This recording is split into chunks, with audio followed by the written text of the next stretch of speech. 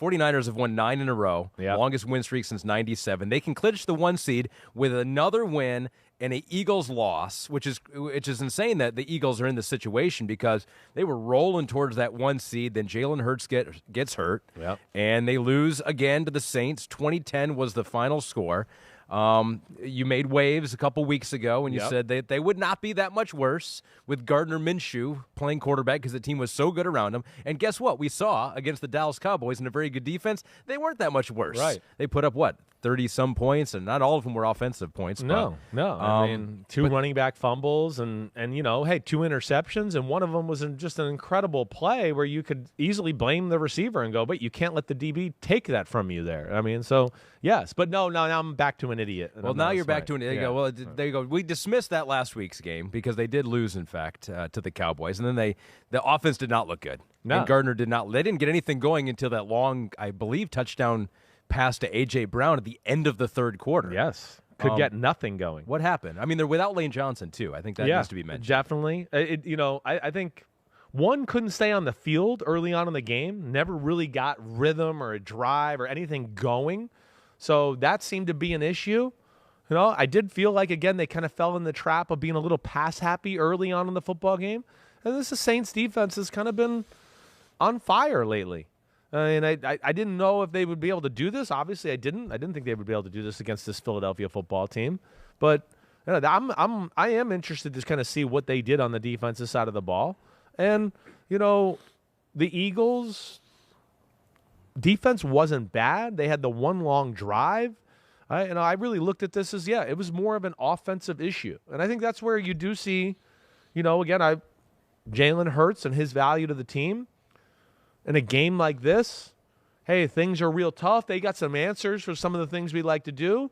That's where his quarterback design runs and his stuff make it really hard on a defense with a great game plan, or his ability to scramble and do that as well. So, Andy Dalton played good. They made some big plays early. He hit the, Rashid Shaheed for a big play to set him up for a field goal. They had the 15-play, 75-yard drive to get the first touchdown. It just kind of seemed slow death by the Eagles defense and an offense that just could not, get things going on a consistent basis. There was a questionable call in the game. It was a 28-yard touchdown by Kenneth Gainwell. It was called back because of a holding on Landon Dickerson. Pitiful call. Domination. It's where referees got to stop just seeing things out of the corner of their eyes and go, wait, he's on the ground. He must have been held. No, Landon Dickerson's a awesome guard. He puts a lot of people on the ground. He dominated the guy, pancaked him. But the referee saw the guy falling down with his arms flailing, and he called holding. So that was a BS moment for sure. That was a little shocking. I just felt like even the Eagles' energy wasn't right there yesterday. And again, I know I'm watching other games and all that, but it didn't seem like they were flying around the same way. They never really controlled the line of scrimmage on either side of the ball, which I was kind of surprised by. Well, they still racked up the sacks, which they have done. That was amazing. They have now 6 or more sacks in 5 straight games.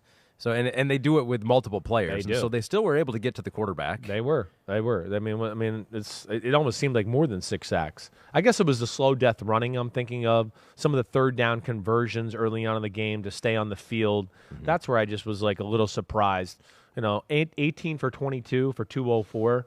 Those are not numbers. That's not good defense. Yeah, you got some sacks, but it's telling you he was finding completions, and they were kind of moving the ball at 5 and 8 yards at a time, and then the rushing numbers to add on to that.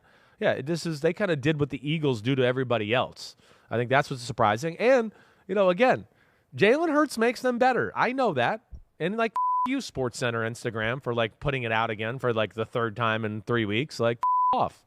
Really, off ESPN SportsCenter. Seriously.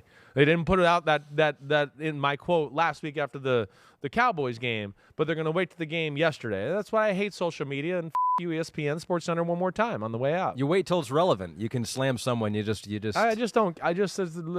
for the right opportunity. Do they not make content in there anymore? I mean, damn, stop jocking me, ESPN. Holy shit. In the whole context, I feel like people think you went piece of your check. This was in the MVP debate context, who is most valuable to the team. Invite me on SportsCenter and let's have a conversation if you want to really get into this SportsCenter. Wow. Invite me on, ESPN, you scared little babies. There you go. Wow. They're scared. They don't want any piece of me. And babies. Yeah.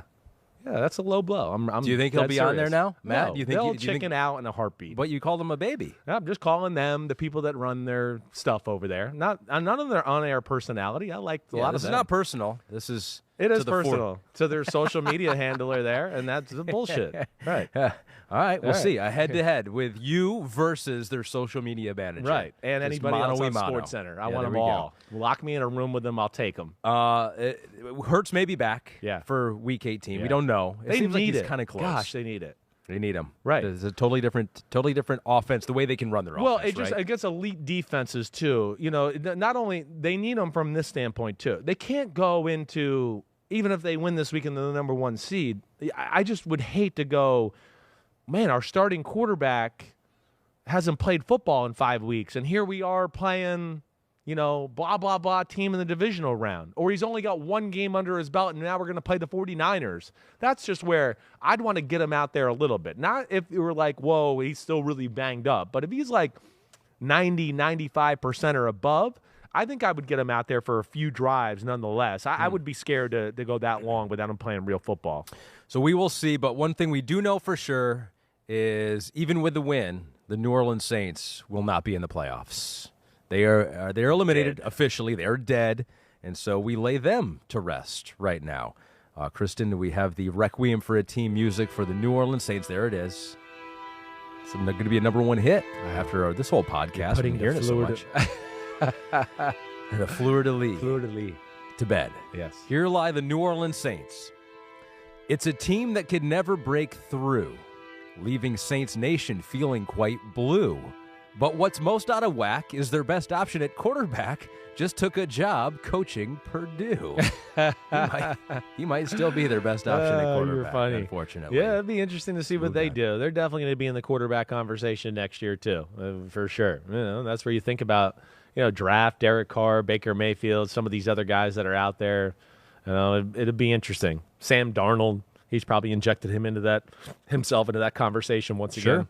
Taysom Hill. Taysom, Why not? yeah, I think that ship has sailed. I think it has sailed. Yeah. Matt goes Mike White. Maybe who's his next team going to be?